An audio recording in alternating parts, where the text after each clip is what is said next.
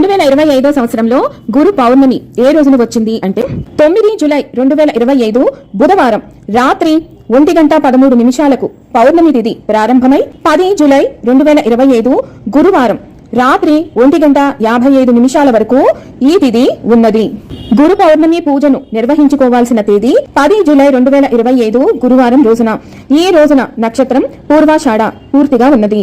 గురు పౌర్ణమి పూజను నిర్వహించుకోవటానికి మంచి శుభ గడియలు ఉదయం 4:46 నుండి ఉదయం 6 లోపు. ఈ సమయంలో కుదరని వాళ్ళు ఉదయం 7:31 నుండి ఉదయం 9:55 లోపు. ఈ సమయంలో కూడా కుదరని వాళ్ళు ఉదయం 10:48 నుండి 12 లోపు మీరు గురు పౌర్ణమి పూజను నిర్వహించుకోవచ్చు.